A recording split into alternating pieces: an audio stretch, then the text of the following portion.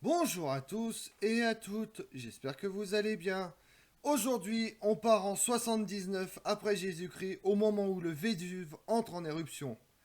En 10 heures, les villes d'Herculanum, de Pompéi et deux autres villes mineures seront entièrement dévastées par ce qui reste une des plus marquantes catastrophes naturelles. Cet événement, parce qu'il a donné naissance à une source d'informations très complète sur la vie romaine, mais également parce qu'il est le premier phénomène naturel décrit par un scientifique, Pline l'Ancien, occupe une place particulière dans l'histoire. L'histoire des sciences, bien sûr, mais aussi la volcanologie. Vous voulez en savoir plus sur la catastrophe de Pompéi? Venez avec moi.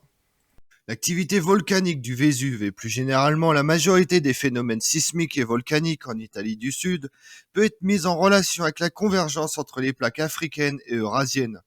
La plaque africaine se déplace en effet actuellement de 2,3 cm par an vers le nord-ouest et plonge sous l'Europe, entraînant la fermeture du bassin de la Méditerranée. Le prolongement de la plaque est marqué par les séismes produits par le frottement entre la plaque. Sous le Vésuve, la plaque atteint une profondeur de près de 300 km. À ces profondeurs, la température et la pression sont telles qu'elles induisent la déshydratation de la plaque plongeante. Les minéraux riches en eau se transforment. L'eau ainsi libérée induit alors une fusion hydratée du manteau au-dessus de la plaque et produit des laves que l'on retrouvera dans les émissions du Vésuve ou des champs pélégréniens. La libération de l'eau favorise la fusion des roches chaudes. La majeure partie de l'activité du Vésuve consiste en de petits épanchements de lave, sous forme de coulées avec parfois des éruptions dites explosives. L'ensemble de ces éruptions a formé un stratovolcan ancien appelé Somma, l'ancêtre du Vésuve.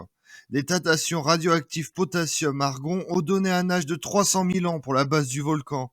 Il y a 17 000 ans, une grosse éruption a formé un dépôt étendu de ponce, connu sous le nom de ponce basale. Ce dépôt marque la fin de l'activité du Somma et le début de l'activité du Vésuve.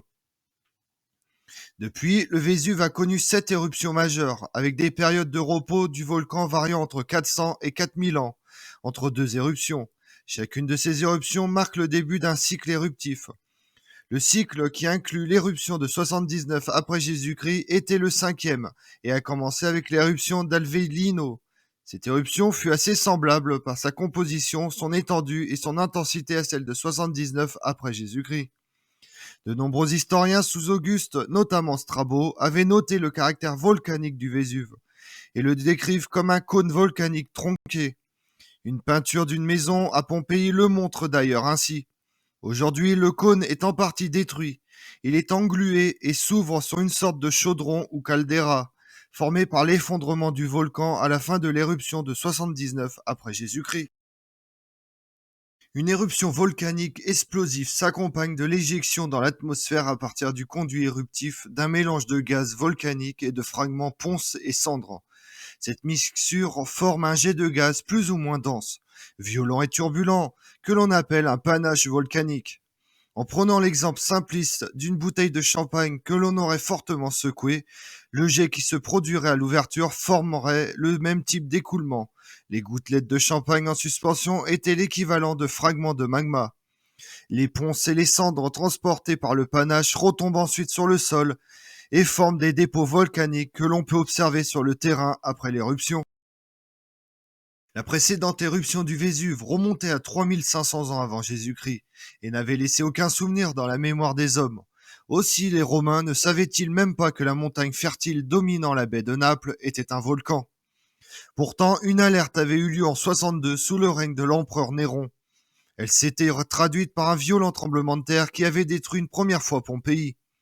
Sans attendre, les riches propriétaires avaient reconstruit les superbes demeures décorées de fresques, de statues, de mosaïques et de fontaines, où ils venaient se reposer des turbulences de la vie romaine.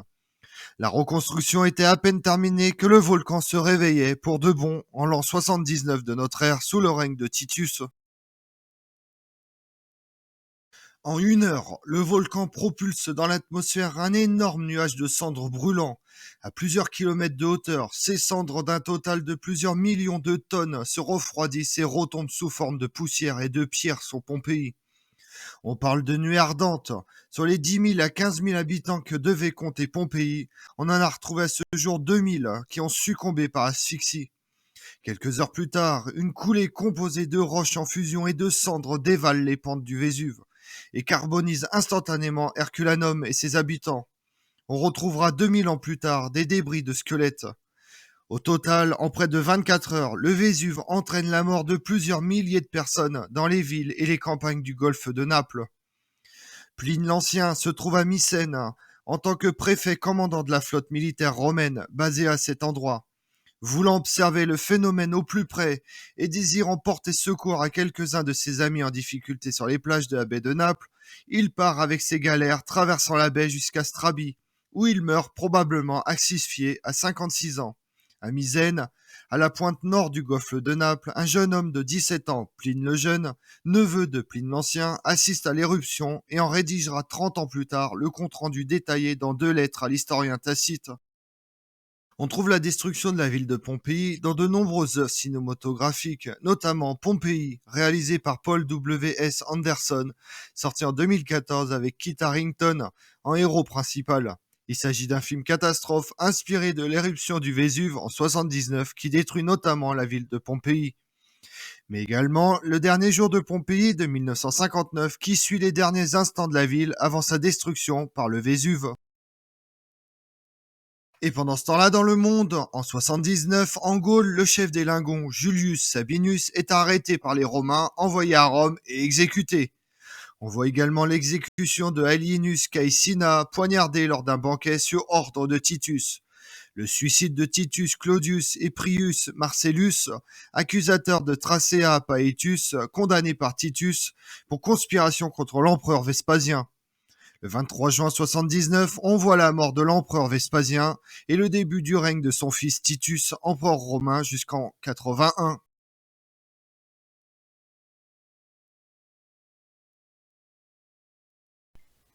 Comme on l'a vu, Pompéi est entièrement enseveli en 79 avec Herculanum, Oplontis et Strabie. Lors d'une éruption du volcan le Vésuve, Pline le Jeune, qui était dans les environs, a décrit l'éruption dans 2 lettres à Tacite. Le Vésuve commence à déverser sur la ville et sur celle d'Herculanum et de Strabie toutes proches une énorme masse de cendres et de lave. Toutes furent englouties par une épaisse croûte de matériaux éruptifs qui s'accumulent sur plusieurs mètres, parfois 30 mètres.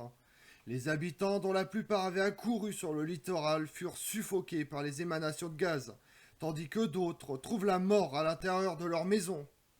Je vous remercie d'avoir suivi cette vidéo en ma compagnie. Si vous voulez connaître mes autres vidéos, retrouvez-moi sur ma chaîne YouTube Tout sur l'Histoire avec Damien, mais également sur les réseaux sociaux, Twitter et Instagram, Histoire Damien. Et pensez à liker, commenter et vous abonner. Je vous remercie à tous.